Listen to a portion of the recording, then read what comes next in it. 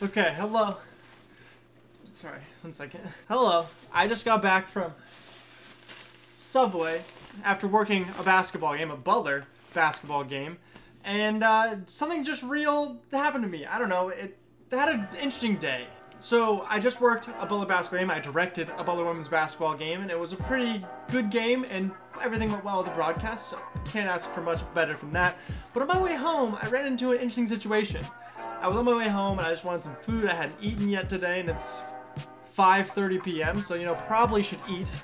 Probably good for my body if I do that. So opted to eat, and I've been craving Subway for a little bit. So hold your opinions on subs. I had a conversation a few weeks ago about what's the best sub place, and I go Subway just because that's what I had in our small town. And Subway has the most locations of any franchise in America, in case you wanted to know. Fun fact, and it makes sense. There's two in my small town where I grew up, and where I just got Subway from, there's one next door in the Walmart.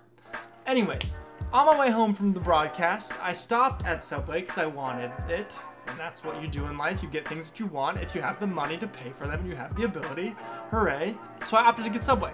And when I went in there was just a guy in line ordering his food, and I didn't assume anything. I actually thought they were closed for a split second because they kind of looked at me interestingly as I came through the door. But they did not. Well, they weren't closed. I then waited in line for a second, but I noticed the guy wasn't really saying anything when ordering his food. And when I walked up, he held his phone up to the guy making his sub, and I quickly picked up on the fact that he was hard of hearing. He was, I believe, deaf and possibly mute as well, or mute but not deaf. He had hearing aids in, and I don't want to speculate, but anyways, he was unable to verbally communicate. I just found that interesting because to be honest with you, it's not often that I see somebody that is deaf or mute in real life. Oh, well, not like they're, I don't know, word it like that, because I have seen them before, but I don't see them often. So going into Subway, it's not what I expected to see, and this moment really struck me because of the way that the workers handled it, and how for sake of me bouncing over a term, the deaf man, we'll call him Steve, how Steve also handled himself. The workers were incredibly patient with him. They were doing their best to communicate, and he just, I believe, showed him the number of order that he wanted, number 12, whatever that is. But they went on making a sandwich for him, and they got him the right slice of bread, the right length that he wanted and everything, and then they started ordering his food. And I just was really struck by how calm Steve was. Steve kept his cool the whole time, which he has to, but seeing him just go about his life, ordering his Subway how he would always order Subway, just struck me because I take so much stuff that I have for granted. In the past few days, I spent time at home with my mother. The past like 4 or 5 days, I was up in Fort Wayne with my mom. And always going home always grounds me and kind of reminds me about what I'm doing, what's important, what I'm actually aiming for in life or whatever. And I have been pretty uppity since then. I felt pretty good the past 2 days. And seeing this, it kind of just brought together a moment of realizing just how grateful I am for what I have.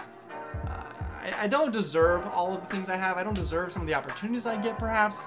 I have a lot going for me. And seeing my boy Steve at Subway order his sub so calmly, but also at the same time without the same abilities that I had, he just had to be patient about it. And knowing that that's how he has to live every single day, every single interaction he has to go about it that way. And I imagine at this point, because he was an older man, he's probably in his 40s or 50s, at this point, it's second nature to him. He doesn't even think about it. It's just how he lives his life. So to him, he ordered Subway essentially the same way I did, just how he always does it. I noticed how calmly that he was behaving, and he was so chill, just like if he didn't want it, and then pointing to what he did want, and just so calm. You could tell his RPMs were below 60, below 30. Bro was on Lance Armstrong RPMs. Seeing the way he handled himself and how calm he was, one reminded me I should always be calm, because I don't have nearly as many challenges as he does, but yet he was so calm in the moment the whole entire time. And not like it's a stress situation, but he just was so smooth. Just the way he handled himself really just struck with me about how well he handled himself and how I struggle to handle myself, but I don't have nearly as many things going on as he does. And I thought the workers did an incredible job of working with him. They worked well. They were patient as well. Listened to what he had to say. Tried to communicate when they could, and it was just a good moment. Honestly, just a good moment. I kind of lost track of my point there. Apologies, but yeah, it was just a really, really cool moment. And I'm glad I witnessed that. And after working the Butler game and after going home for the past few days, just it kind of built up to being like me like having in the moment realization of how blessed I am to be in the position I am, to have the opportunities I am, to be able to wear this jacket for Butler Plus and paid $0 for it as well, and get by myself Subway and drive myself in a car and be able to talk to people on a daily basis. Hell, I'm talking to you right now. This is kind of a perfect example. I was struck by that man, by that moment and how that man handled himself, and now I'm here talking to a camera. I'm not even talking to a person right now. I'm talking to you guys because you're hopefully watching this, but I'm not actually talking to anybody, and he couldn't even do that. He can't, I don't believe he could talk at all. So, I don't know, just crazy some things we take for granted. And I try to not take things for granted because I have so much privilege, it's coming out my ears, but